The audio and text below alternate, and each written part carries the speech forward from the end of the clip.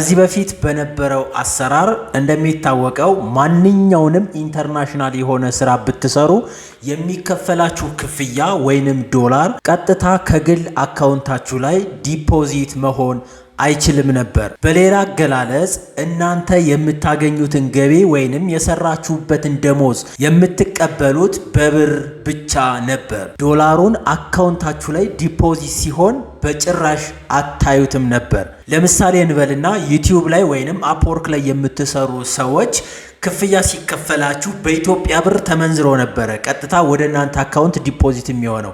አሁን ግን ዛሬ በማሳያችሁ ቴክኒክ ቀጥታ የሰራችሁትን ዶላር 10 ይሁን 100 ይሁን 1000 ዶላር ይሁን በግል አካውንታችሁ ቀጥታ ስዊፍት ኮድን በመጠቀም እንዴት እንደምታስቀምጡ አሳያችኋለሁ።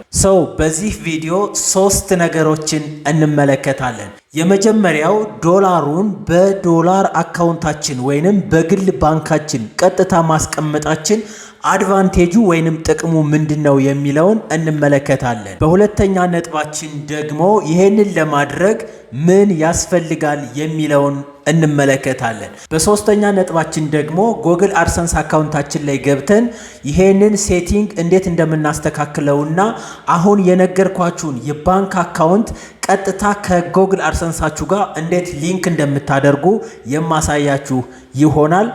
ሁላችንም ይሄንን ቪዲዮ ላይክ በማድረግ እንጀምራለን። ወደ ቪዲዮ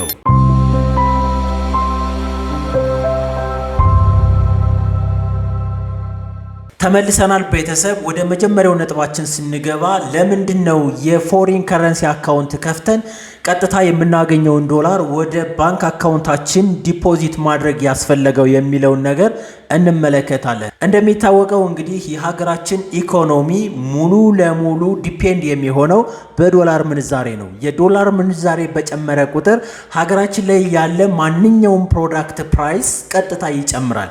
ዶላር በቀነሰ ቁጥር ደግሞ ሀገራችን ላይ ያለ ማንኛውም ፕሮዳክት ዋጋው ይቀንሳል። ስለዚህ ወደድንም ጠላንም ኢንተርናሽናል የሆነ ግብይት እስካደረግን ድረስና ሀገራችንም ከማንኛውም ዓለማት ጋራ በግብይት እስከተገናኘች ድረስ ግዴታ የዶላር ጥገኛ ነን። ይሄ ምንም ግልጽ የሆነና ያለቀ ጉዳይ ነው። አሁን ባለው ሁኔታ ኢትዮጵያ ውስጥ ያለ ማንኛውም ግለሰብ በዜሮ ባላንስ የውጭ ምንዛሬ አካውንት መክፈት ይችላል። ይሄ እንግዲህ በቅርቡ የኢትዮጵያ ብሔራዊ ባንክ ያወጣው መመሪያ ነው። ምንም አይነት ዶላር ሳይኖራችሁ የዶላር አካውንት መክፈት ትችላላችሁ። ስፔሻሊ አቢሲኒያ ባንክና ዳሽን ባንክ አሁን ይሄንን ነገር ተግባራዊ እያደረጉ ይገኛሉ። ስለዚህ እንደ ግለሰብ ቀጥታ ከነዚህ ባንኮች ላይ ሄዳችሁ የዶላር አካውንት ክፈቱልኝ ብትሏቸው ያለምንም ማመንታት በዜሮ ባላንስ ይከፍቱላችኋል።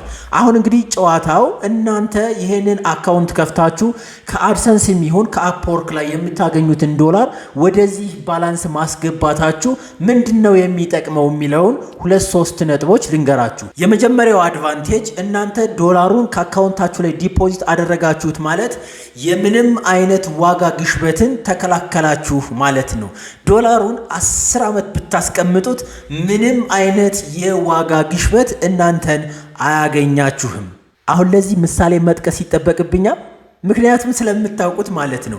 ነገር ግን 10 ሚሊዮን ብር ከአካውንታችሁ ላይ ብታስቀምጡና ያ ያስቀመጣችሁት 10 ሚሊዮን ብር ዛሬ መኪና የሚገዛ ቢሆን የዛሬ 10 ዓመት ያ ብር እንኳን መኪና ሊገዛ የመኪና ግማሽም አይገዛም። ያ ማለት ብርን በባንክ ማስቀመጥ ምን ያክል ኪሳራ ውስጥ እንደሚከት ትረዳላችሁ ማለት ነው። በዚሁ ኮንሰፕት ወደ ዶላር ብንመጣ ለምሳሌ እንበልና ዛሬ 10,000 ዶላር ቢኖራችሁና ለ10 ዓመት አካውንታችሁ ላይ ብታስቀምጡት የዛሬ 10 ዓመት ይሄ ዶላር የመግዛት አቅሙን የሚቀንስ ይመስላችኋል?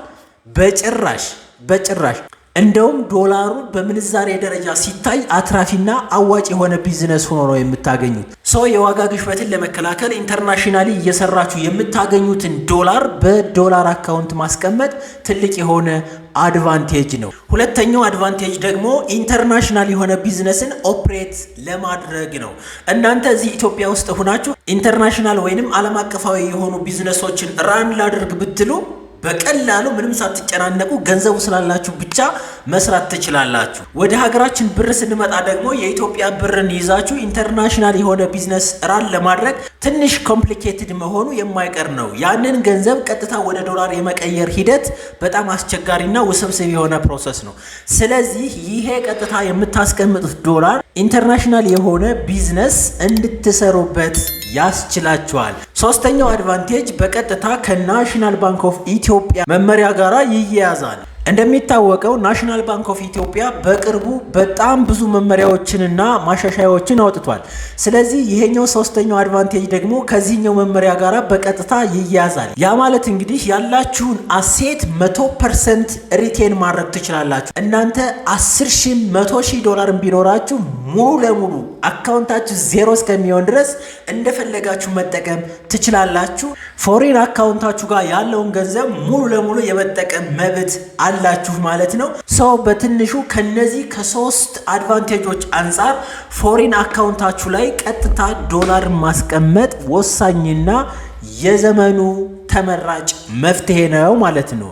በሁለተኛ ደረጃ የምንመለከተው አሁን ይሄንን ዶላር በአካውንታችን ለማስቀመጥ ምን ያስፈልጋል የሚለውን ባጭሩ እነግራችኋለሁ። የሚያስፈልገው FCY አካውንት ነው። ፎሬን ከረንሲ አካውንት ያስፈልጋል። ይሄንን አካውንት ለማግኘት ደግሞ ቀጥታ አቢሲኒያ እና ዳሽን ባንክ ላይ ብትሄዱ በአጭር ጊዜ ውስጥ መፍትሄ ታገኛላችሁ ማለት ነው። የውጭ ምንዛሬ በምን መንገድ ልታገኝ ትችላለህ ልትባሉ ትችላላችሁ። ለምሳሌ ዩቲዩበር ወይንም ደግሞ ኮንተንት ክሬተር ከሆናችሁ አድሰንስ ላይ ገንዘብ አለኝ እሱን በዚህኛው በኩል መቀበል እፈልጋለሁ ማለት ትችላላችሁ።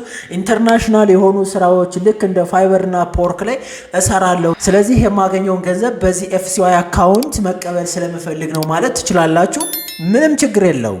አሁን ወደ ሶስተኛው ነጥባችን እንሄዳለን። ዩቲዩብ ላይ፣ ፋይበር ላይ እና አፕወርክ ላይ ወይንም ማንኛውንም ኢንተርናሽናል ስራ ሰርታችሁ በስዊፍት ኮድ አማካኝነት ክፍያ የሚከፍሏችሁ ከሆነ ይሄንን አሁን የማሳያችሁን ሴቲንግ በደንብ አድርጋችሁ ማወቅና መተግበር ይኖርባችኋል። ስፔሻሊ ጎግል አድሰንስ ላይ አሁን እንደማሳያችሁ አድርጋችሁ በስርዓት ካላስተካከላችሁ በጣም አስቸጋሪና ገንዘባችሁ ከእናንተ አካውንት ላይ አይደርስም። እዚህ ጋር አሁንም በደንብ አድርጌ ልንገራችሁ፣ ጥንቃቄ ይፈልጋል። ምክንያቱም የተሳሳተ አካውንት ወይም ደግሞ ስዊፍት ኮድ ካስገባችሁለት ገንዘባችሁ ሆልድ ሊሆን ይችላል ማለት ነው።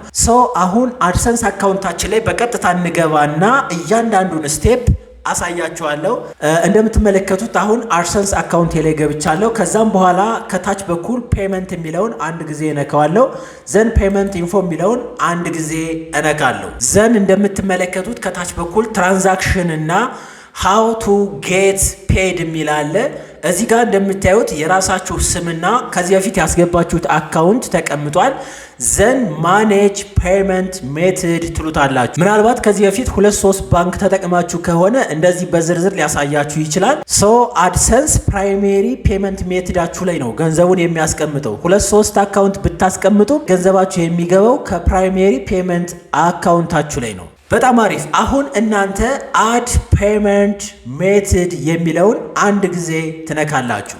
ዘን አድ ኒው ዋየር ትራንስፈር ዲቴልስ የሚለውን አንድ ጊዜ ትነኩታላችሁ። ከዛም በኋላ እንደምታዩት ቤኔፊሻሪ አይዲ ኦፕሽናል ነው፣ ምንም ነገር አትነኩትም። ባንክ ኔም ይላል፣ አቢሲኒያ ባንክ እንለዋለን። ምናልባት ስፔሊንግ መሰሳት የለባችሁም እና እዚህ ጋር ባንክ ኦፍ አቢሲኒያ ብዬ ስዊፍት ኮዱንና የባንኩን ስም በደንብ አድርጌ መጻፍ ይኖርብኛል። እዚህ ጋር እንደምትመለከቱት ይሄው ባንክ ኦፍ አቢሲኒያ ይላል። ይችን ኮፒ አድርጌ ኤዛትና እዚህ ጋር አስገባዋለሁ። ከዛ ስዊፍት ባንክ አይደንቲፋየር ኮድ ይላል አቢሴታ። እስከዚህ ድረስ እስከ ኤኤ እስከሚለው ድረስ ያለውን ኮፒ ታደርጉና ታስገቡታላችሁ ማለት ነው። ስዊፍት ኮድ በጣም ወሳኝ ነው። ስለ ኢትዮጵያ ባንኮች ስዊፍት ኮድ መረጃ ሙሉ ለሙሉ ከፈለጋችሁ ከላይ ያለውን ቪዲዮ ቼክ አድርጉ። እያንዳንዱን የኢትዮጵያ ባንክ ስዊፍት ኮድ አስቀምጨላችኋለሁ። ስዊፍት ኮድ ምንድነው የሚለውንም በዲቴል ያስተማርኩበት ቪዲዮ አለ፣ ቼክ አድርጉት። ከዛም በኋላ አቢሴታ የሚለውን ከጨረሳችሁ አካውንት ነምበር ይላል። አካውንት ነምበር ማለት አሁን የከፈታችሁት የፎሪን ከረንሲ አካውንታችሁ ነው፣ የኖርማሉን አይደለም። እሺ የፎሪን ከረንሲ ወይም የዶላር አካውንት ከፍታችሁ እሱን ማለት ነው። ስለዚህ እኔ ለምሳሌ ይሄንን አስገባለታለሁ። እናንተ የራሳችሁን ትክክለኛ አስገቡ። ዘን ሪታይፕ ይላል። ይሄንን ኮፒ አድርጌ ፔስት ማድረግ እችላለሁ።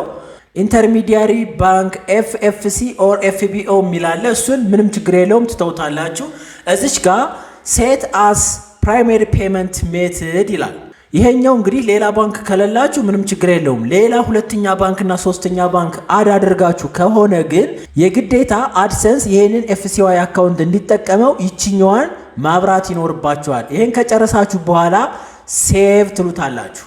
አሁን እንደምታዩት ፕራይሜሪ ባንክ አካውንቴ ተቀየረ ማለት ነው። ዘን አድሰንስ በየወሩ የማገኘውን ገንዘብ ወደዚህ ዶላር አካውንት ያስገባልኛል ማለት ነው። ከዚሁ ባንክ ላይ ማስተር ካርድ ከፈለጋችሁ ቀጥታ ታዝዙና ታወጣላችሁ።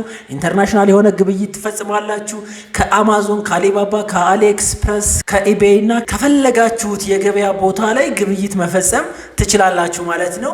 ለአፕወርክ እና ለፋይበርም ተመሳሳይ የሆነ አካሄድ ነው። ስዊፍት ኮዱንና አካውንቱን መጠቀም ብቻ ነው። አይ ቲንክ ይሄ ቪዲዮ ለብዙ ሰዎች ይጠቅማል ብዬ አስባለሁ። ለዛሬ የነበረን ቪዲዮ ይህንን ይመስል ነበር። በሌላ በአሪፍ ቪዲዮ እስከምንገናኝ ድረስ ፒስ